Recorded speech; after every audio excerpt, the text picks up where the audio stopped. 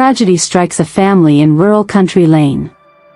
The air in the small town of Willow Creek, nestled beside the Whispering Pines forest, had been thick with an unsettling silence ever since the sudden, tragic death of old Mr. Peterson. But just 3 days later, before the whispers of his passing had even begun to fade, a new, far more horrifying event shattered the town's fragile peace. A collective gasp echoed through Willow Creek as news spread of another devastating blow to the Miller family. Confusion and sorrow mingled in the hearts of the townsfolk. They couldn't comprehend the cruel hand of fate that seemed to be gripping the Millers. It was a bright, crisp morning when young David and Sarah Miller, siblings with bright futures ahead of them, were cycling home from school. Laughter and playful banter filled the air as they pedaled along the familiar country lane. Suddenly, a car, its driver seemingly losing control, swerved violently and slammed directly into their bicycle. The impact was horrific, instantaneous.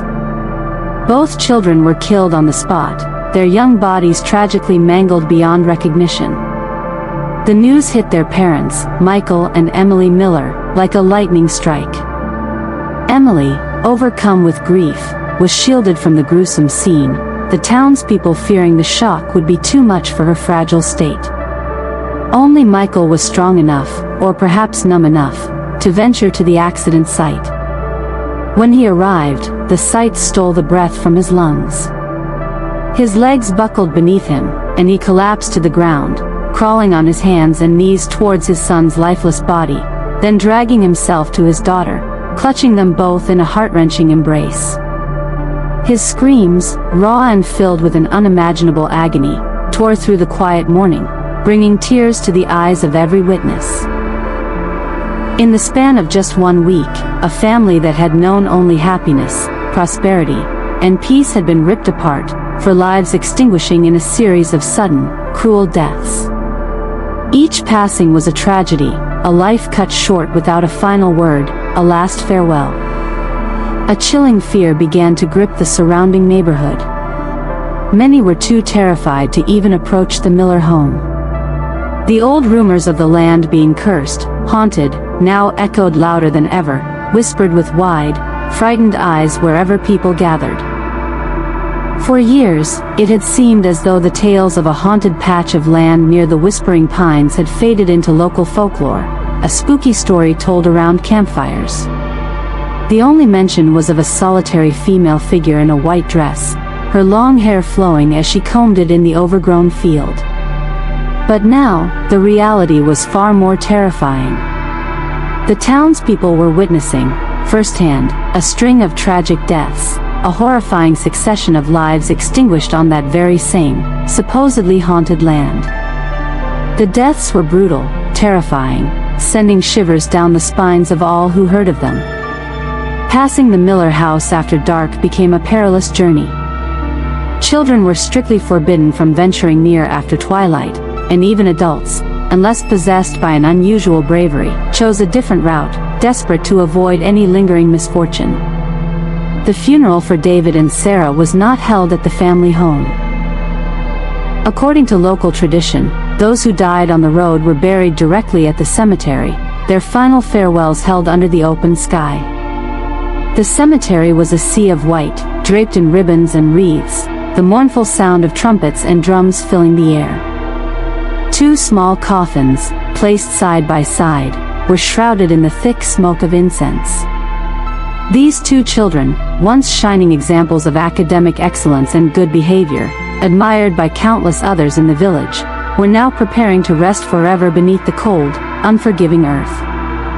Despite their fear and the unsettling aura surrounding the Miller family, the villagers, bound by a strong sense of community and the Millers' history of kindness and generosity, came to offer their support.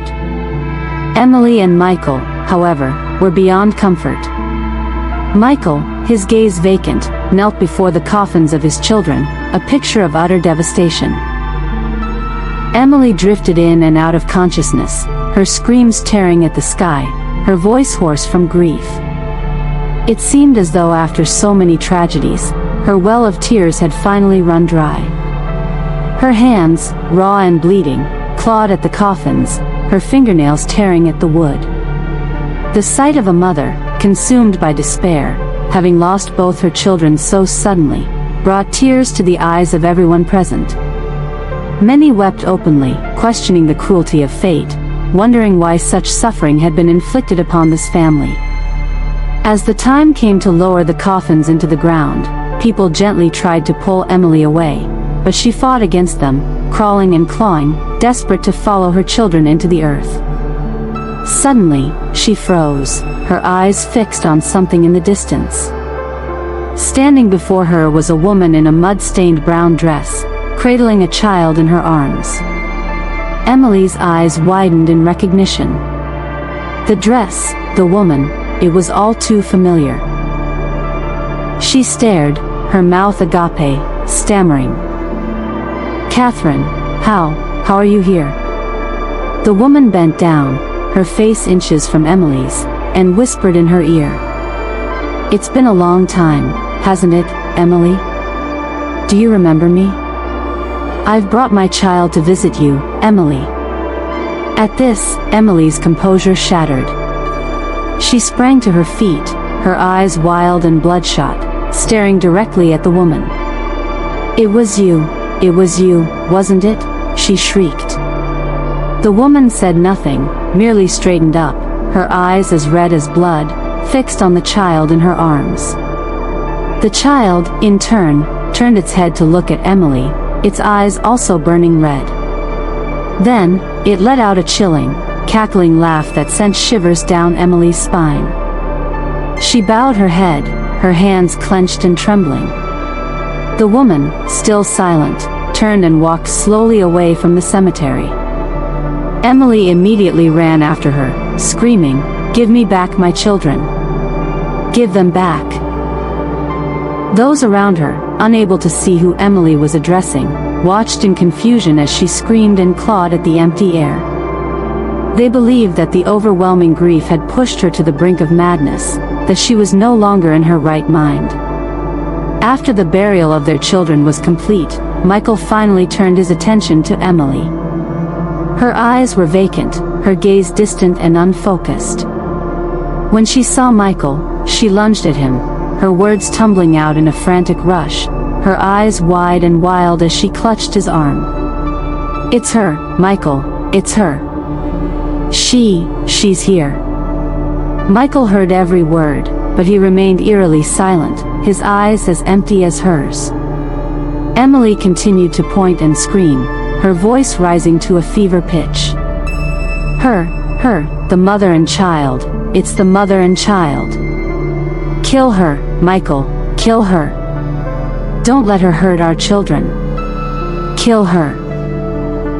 The woman, still holding the child, stood at the cemetery gate, their 4 red eyes staring intently at Emily before they vanished into thin air. The townspeople could only conclude that Emily's grief had been too profound, too unbearable for a human to withstand, driving her into a state of madness. She would alternate between laughter and tears, her hand constantly pointing forward, screaming as if to kill someone, then bursting into laughter, only to dissolve into tears again and search for her children. No one could recognize the vibrant woman they had known just a week before. This family, once the envy of many, wealthy and happy, had lost everything in the blink of an eye. It was the evening of the 3rd day after the children's death. Emily, still lost in her grief-fueled madness, lay prostrate before the altar in the living room, where photographs of her parents and children were displayed. Suddenly, a wave of icy air swept through the room, sending a bone-chilling shiver down Emily's spine. She turned, her eyes widening in terror, but she had no strength left to scream. Standing before her was a figure of a girl, her long hair reaching her heels, clad in a flowing white dress. Her eyes, milky white and devoid of pupils, were fixed on Emily. Behind her, numerous white figures hovered in the air. The white figure's lips curved into a chilling smile before it vanished. Michael remained in the bedroom, his eyes gradually dimming, turning a milky white. The last tears rolled slowly down his cheeks as he began to recall the past, events he had desperately tried to forget. He remembered the day, years ago, when he and Emily, having overheard a conversation about a potential gold deposit deep within the mountains, had decided to embark on a risky adventure. Michael had told his friend, Thomas, about his plan to travel far away for work, hoping to convince him to join, but he hadn't revealed the true nature of their quest, fearing it would jeopardize their secret. Thomas, however, was hesitant to take such a risk and preferred to stay close to home to care for his parents. Besides, the work he was doing for the portly man in town was providing a decent living for his family. Thomas decided not to go. He did, however, help his wife, Elizabeth, find work near his own. But Elizabeth had barely worked half a day when the authorities raided Thomas's workplace. The portly man's operation had run its course, and he was apprehended.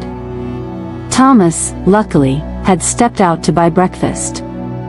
When he returned and saw the arrest, he knew something was wrong. He couldn't stay in town, and going back home would also lead to his capture. Thomas quickly hid in a corner, waiting for the authorities to leave, then rushed to Elizabeth's workplace. He found her cleaning a table, spoke to her briefly, and moments later, a flustered Elizabeth emerged, clutching her bag, glancing nervously around as she walked. The two of them quickly left town, heading towards the location Michael had written down for Thomas, just in case. Remarkably, despite starting their journey a day later than Michael and Emily, Thomas and Elizabeth met them at a ferry crossing the very next day. The river had been high and the current too strong the day before, preventing the ferry from operating, so everyone had been forced to wait on the riverbank. Michael was overjoyed to see Thomas, and after hearing his story, he understood why his friend had followed him. Michael was genuinely happy, but Emily was not. She forced a smile, but in truth, she hadn't wanted anyone else to join their journey. However, Michael wanted them to come along, and she didn't dare object, knowing how much Michael valued his friendship with Thomas. And so, the four of them began their trek to the location Michael had noted, in search of gold. They had planned to be gone for only a year, but after a year of searching, they found nothing. Their money ran out. The four of them discussed their options and decided not to return home until they found gold. They built a small hut in the mountains, surviving on wild vegetables and fruits. Over time, they ventured into the local village, trading wild game for rice. Their lives were hard, filled with challenges, but they were always joyful, their little hut echoing with laughter. They gradually adapted to their new life. The two women spent their days gathering wild vegetables and catching crabs and fish in the stream, while the two men hunted and dug for gold. They also decided not to have children, wanting their children to be born into a life of comfort and prosperity, a life they would build after they returned home successful. Finally, after 10 years of living in the mountains, after digging countless caves and shedding countless tears and sweat, their perseverance paid off. They found gold, not just a little, but a vast amount. They embraced each other, tears of happiness streaming down their faces. The gold they had found was enough for both families to live a life of luxury, free from poverty. But when faced with such immense wealth, human greed can easily take root. If one person possessed all that gold, it would be a fortune beyond the wildest dreams of even the wealthiest. Emily, from the very beginning, had been reluctant to have Thomas and Elizabeth join them. After a decade of living together, sharing everything, her initial resentment towards them had faded. But after the gold was found, she suddenly found herself resenting Elizabeth as she held handfuls of gold, admiring it. And when Elizabeth discussed their future plans, building a house, buying a car, right in front of Emily, a knot of irritation tightened in Emily's stomach. But Emily was cunning, a master of deception, and she maintained a cheerful demeanor, showing no outward signs of her true feelings. The next morning, the two families divided the gold into two backpacks, preparing for their journey back home, filled with hope. Before they left, Thomas told Michael and Emily to wait while he went to dig up some wild ginseng as a gift. Elizabeth quickly followed him. Michael and Emily were left with the 2 backpacks filled with their share of the gold. Emily grumbled to Michael, complaining about having to share the gold with Thomas and Elizabeth, blaming him for bringing them along. She argued that their hard work deserved the lion's share of the gold. Then, while Thomas and Elizabeth were away, Emily unzipped their backpack and began scooping handfuls of gold into her own. Before Michael could react, she had already transferred several handfuls. Unbeknownst to them, Elizabeth had returned and was standing at the entrance, witnessing the entire scene. Her eyes burned with anger. It was unclear why Elizabeth hadn't gone with Thomas, but she had returned to the hut. 6 eyes met, and Elizabeth was stunned by what she saw. She couldn't believe that the people she and Thomas had respected so deeply would do something so shameful. Without a word, she turned to run and tell Thomas what she had witnessed, but after only a few steps, a stiff arm grabbed her, a hand clamped over her mouth, and she was dragged back inside the hut. "Elizabeth, wait, it's a misunderstanding," Michael stammered, trying to explain as he pulled her in. But Elizabeth shouted, "You took my gold and put it in your bags. How can this be a misunderstanding? What do you want me to understand?"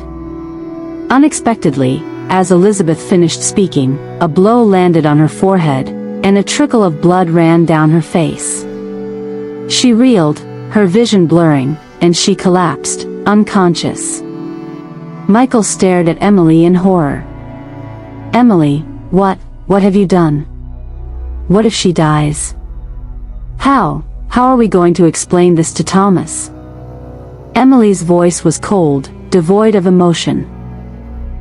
"If you ever want to show your face to your parents again, if you want to carry the shame of being a thief for the rest of your life, no matter how rich you become, then let her live. If she lives, she will tell her husband everything. Think about how ashamed you and I, and our parents back home, will be. She cannot be allowed to live." With those chilling words, Emily, her eyes blazing with a cold fury, dragged Elizabeth towards the cliff edge. Michael, trembling uncontrollably, seemed to act on instinct, following Emily's horrifying lead. He ran and helped his wife drag Elizabeth across the ground. As they reached the cliff, Elizabeth suddenly awoke. She struggled with all her might, trying to break free and run, but her hands slipped from Michael's grasp, sending her closer to the edge. Now, if Emily released her hand, Elizabeth would fall. Trembling, Elizabeth stammered pleas to Emily, but Emily's gaze remained cold and unchanging. Elizabeth turned her pleading eyes to Michael, but he could only stand there, trembling, his gaze averted, unable to look at her face. With a cold, deliberate motion, Emily released her hand. Elizabeth's desperate scream echoed through the mountains. Michael and Emily turned away, but from the depths of the cliff, a voice, faint but clear, reached their ears. "I will return for revenge. I will have my revenge." As they walked away, Michael stammered, What about Thomas? How will we explain?"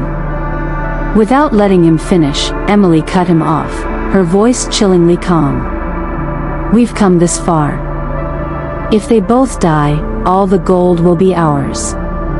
It will prevent any future problems. No one back home knows they were with us. If we don't say anything, how will anyone ever know?" Michael looked at Emily, unable to recognize the woman he had married. The woman standing before him was a cold-blooded killer. Yet, he couldn't understand why he had just stood there, trembling, following her orders without a single word of protest. Thomas was still digging for ginseng in the distance when he felt a sudden unease, a chilling premonition.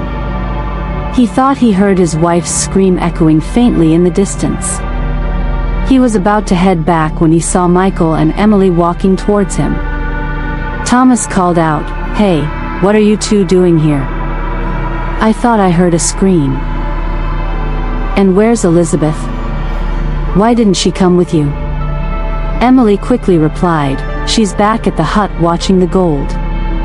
There's too much to carry, and it's not safe to leave it. Michael and I just remembered there are some medicinal plants near the cliff edge, good for pregnant women. I was planning to gather some to take back home. We probably don't have them in our village.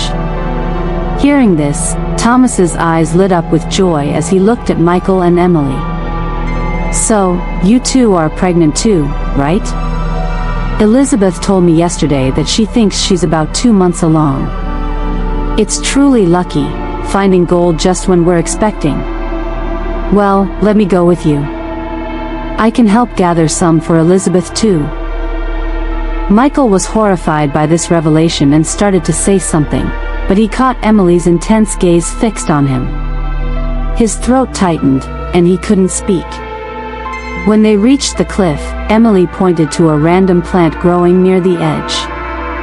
As Thomas bent down to pick it, Emily seized the opportunity and pushed him over the cliff. A single, desperate scream echoed through the air. Somewhere in the distance, a white figure stood, its gaze fixed on Michael and Emily. And so, Thomas and Elizabeth were gone forever, their dreams shattered, their lives ending in a cruel and tragic twist of fate. They had fallen from the mountain, their heads striking the rocks below. The pain was even more profound knowing that they had shared a roof, shared meager meals, and endured hardships together with the very people who had now betrayed them. Michael had never intended such evil, but when he saw what Emily had done, he was paralyzed, unable to resist. He allowed the situation to escalate, and in the end, he became an accomplice to his wife's heinous acts worse than any wild animal. Michael and Emily returned to their village under the guise of having worked in a remote border region for 10 years, returning wealthy. Of course, no one knew that Thomas and Elizabeth had been with them. After about a week of travel, they arrived back home. Emily, who had been so cold and calculating during the murders, became increasingly anxious on the journey back, constantly looking over her shoulder, feeling as though someone was following them. A few days after their return, strange things began to happen. According to Michael's parents, Thomas and Elizabeth had appeared in their dreams, revealing their deaths. The red eyes they had seen on the roof of their house were the vengeful spirits of the deceased couple. It was because of these occurrences that Emily, after some research, learned of a sorceress in the next town who specialized in warding off spirits. Emily urged Michael to seek her out. Following the sorceress's instructions, Michael buried a protective charm at the entrance to their house and replaced a small ceramic jar buried beneath a nearby shrine. After this, their house seemed to settle down, but the evil deeds were far from over. Initially, Michael and Emily had planned to buy a house in the next town, but after hearing old Mr. Peterson's words, they decided to stay and build on the family land. Michael and Emily knew that Thomas and Elizabeth were dead and had no heirs, so Emily hatched a plan to claim Mr. Peterson's land as well. She knew that the location would soon become a prime spot for business and trade. Despite their fear of going to Mr. Peterson's house, they put on a show of caring for him and his wife, treating them like their own parents. Michael even publicly acknowledged Mr. Peterson as his adoptive father, all part of Emily's carefully constructed plan. When Emily became pregnant, everyone urged Michael to build a new house so she and the baby wouldn't have to live in the dilapidated old one. Again, it was Emily who devised the plan for Michael. By this time, Michael, corrupted by greed, had become an active participant in Emily's wicked schemes. Realizing that Mrs. Peterson's health was failing and she wouldn't be able to withstand a great shock, Michael and Emily went to their house and informed them of Thomas and Elizabeth's deaths, presenting Mr. Peterson with a bracelet Emily had found in Thomas and Elizabeth's backpack. Just as they had predicted, Mrs. Peterson passed away a few days later. Mr. Peterson also fell ill, giving up on everything. After Mrs. Peterson's death, Michael and Emily frequently saw white figures hovering near the Petersons' garden, watching their house. Fearing more misfortunes and unable to sleep at night due to these sightings, Emily urged Michael to find a sorceress and ward off the spirits on Mr. Peterson's land as well. That morning, Michael used the excuse of helping Mr. Peterson with the 49-day ceremony for his wife. Just as the rooster crowed, Michael dressed and went over to Mr. Peterson's house. Seeing him there so early, Mr. Peterson said, "What are you doing here so early? It's still not completely light. Sit down and relax. I'll go to the kitchen and make some tea." As soon as Mr. Peterson left the room, Michael rushed to the altar, pulled out the charm the sorceress had given him, and tucked it into the main incense burner. However, Mr. Peterson had seen everything. Having some knowledge of charms himself, he immediately recognized its purpose. Michael turned and saw Mr. Peterson standing there, his eyes wide with disbelief, staring at him. Mr. Peterson lunged towards the incense burner and pulled out the charm. Michael, frozen with fear, turned to run, but Mr. Peterson grabbed his arm, his voice trembling with shock. He couldn't believe that Michael would do such a thing to his family. The charm was meant to prevent the spirits of his son and daughter from entering their home. Michael, why did you do this to us? Michael, panicked, broke free and ran. Mr. Peterson tried to hold on to his shirt, and in the struggle, Michael pushed him. Mr. Peterson fell backward, hitting his head on the edge of a stone slab, and passed away. Michael, horrified, ran back to the village, shouting for help, hoping to have as many witnesses as possible.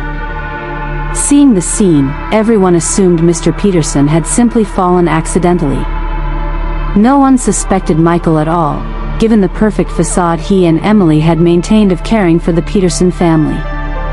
And so, Michael and Emily carried out their plan perfectly, achieving everything they had desired.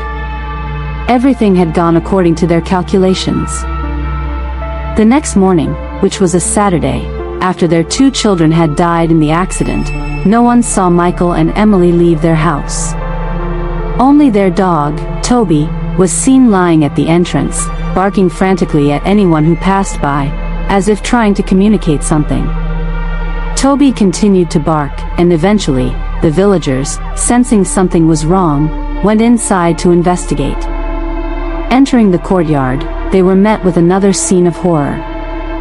Emily had hanged herself in the middle of the living room, her tongue lolling out, her eyes wide and bulging. Even in death, a look of extreme terror was etched on her face, as if she had been afraid of something truly dreadful in her final moments. They called out for Michael, but there was no response. A locked door, seemingly their bedroom, was where Toby was barking incessantly. Suspecting the worst, a few men broke down the door. What they saw left them frozen in terror once again. On the bed, a stream of dried blood ran from Michael's mouth. In his hand, he clutched a small bottle, no bigger than the tip of his finger. Michael had poisoned himself. The villagers of Willow Creek had witnessed a tragedy that would haunt them for generations. They helped arrange the funerals for Michael and Emily, believing they were doing a good deed, sending the family to their final rest. In their eyes, Michael and Emily had always been good, kind, and filial people. They were convinced that the Peterson and Miller families had suffered because they had lived on the haunted land, and that the spirit, finally free after being suppressed for so long, had returned to exact its revenge, leaving no one alive. From that day on, the entrance to the house that held such a painful and horrifying truth, was sealed off. The restaurant that had once stood outside was also abandoned, no one daring to venture near. For a while after Michael and Emily's deaths, Toby was still seen lying on the doorstep of the house, but eventually, he too disappeared. The villagers whispered tales of bright moonlit nights when numerous white figures could be seen floating in the abandoned mansion. On dark, drizzly nights, they claimed to hear sounds of weeping and arguing. Sometimes, they even saw several white figures playing with a black dog in the courtyard. Some of the older villagers claimed to have seen a girl in a white dress, her long hair reaching her heels, her eyes milky white and pupilless, standing in the courtyard. Around her, they said, were 11 other white figures, some large, some small, and some with terrifyingly red eyes that glowed like embers. The villagers, pooling their resources, built a wall taller than a person to enclose the land, desperate to avoid seeing the horrifying sights whenever they passed by at night. The land remained abandoned, shrouded in a chilling darkness, carrying with it a terrifying and mysterious story.